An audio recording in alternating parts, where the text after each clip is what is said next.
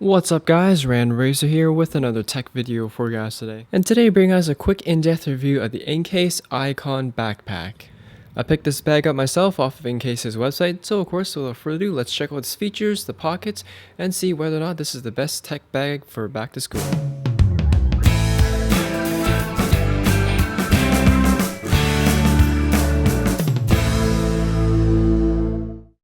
The Incase Icon Backpack is a new backpack that introduced this year that takes many of the design cues from the 2008 and 2009 models for those of you who are familiar with Incase backpacks. This comes in two different models. We have the Incase Icon Backpack here. They also have the Incase Icon Slim Backpack, and it's kind of obvious what the difference between the two are. Incase does advertise the bag to fit up to a 15-inch MacBook Pro, which of course I would assume also apply to 15-inch PC laptops. The bag itself is made of 840D nylon woven material, which I assume is pretty strong, but when it comes down to durability of backpacks, the seams is where it really counts, and from my experience with Incase, they do a really good job at sealing all the materials together.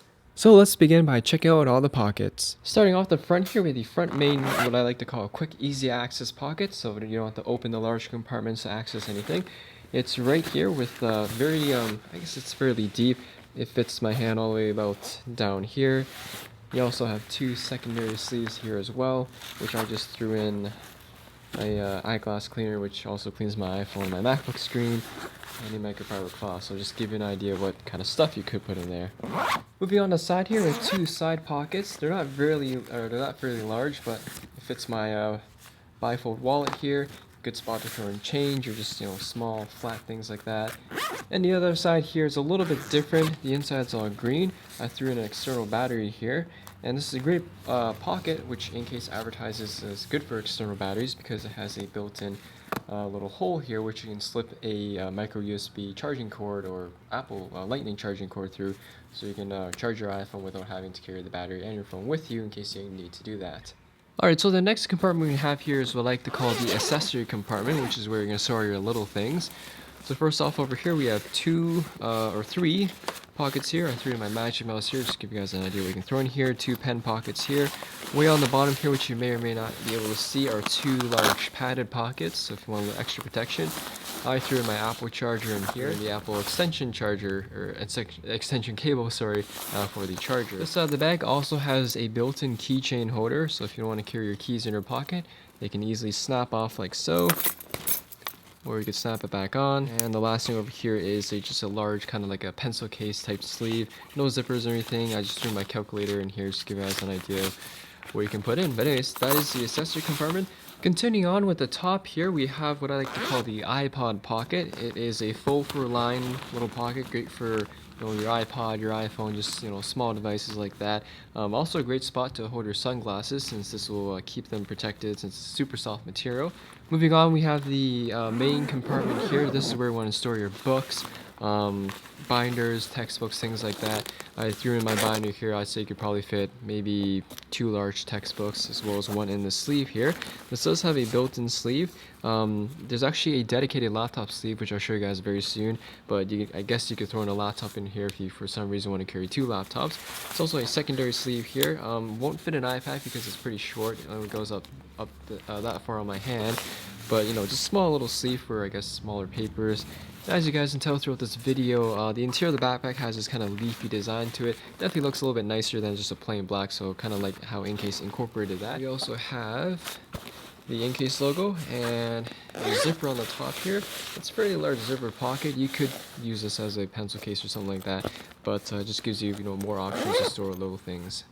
Moving on to the back of the backpack here, we have the dedicated laptop compartment, which opens up in a really nice kind of corner, horizontal and vertical opening, which I like because then you easily just slide your laptop out like so, rather than having just one single opening on the top where you have to lift it. Like with all Incase sleeves and their backpacks, are known for their very nice full fur lined interior, so this will definitely protect your laptop from scratches, scuffs, and things like that. The only thing I'm not a huge fan of this particular design is that their zipper, again, zips down this way. So when the zipper's down here and you go to pull your laptop out, sometimes you don't pull it out upwards, it could slide against the zipper here, which is not padded or anything. So in case put the zipper up this way, then there's nothing for the laptop to grind against. So it's kind of be a little bit worried because that zipper is right there. The last pocket I want to show you guys is the dedicated iPad pocket, which is right in front of the MacBook compartment. They are separated. As you guys can see, I have no issues fitting in my iPad mini here with a leather sleeve on it. And unlike the laptop compartment, this isn't faux fur line, just has a standard nylon material, but it's still very well padded and will definitely protect your iPad mini. So that pretty much sums out all the pockets. Looking at the straps and such, we have a top handle here, which is pretty much standard on all backpacks. It's covered by this nylon material with the Incase logo kind of stitched into it. You also have the seatbelt material, I like to call it, that's also stitched onto the nylon material that gives it a lot more extra strength. So you can definitely depend on this strap to not break on you. Continuing on with the back of the backpack here, we have two large shoulder straps, very well thickly padded with the mesh material behind it. You also can adjust them from the top here as well as the bottom here. And you also have sternum straps as well. All this is secured together by this seatbelt material, I like to call it, and very strong straps, so you can definitely depend on this as well not to break. I guess the last thing I can throw at you guys is the large back panel here. This is pretty much a single injection molded foam. It's a little bit stiff, but it does have a bit of a give to it. Three panels which kind of pop out, which provides you air channels. So basically these three panels will press on your back, but this won't, so the air could kind of flow through, and in theory it should cool you down. And I guess the last thing I should show you guys is what it looks like on me. So here's what the backpack looks like on me. I'm about 5'9", I think. I haven't measured myself lately, but it's pretty comfortable.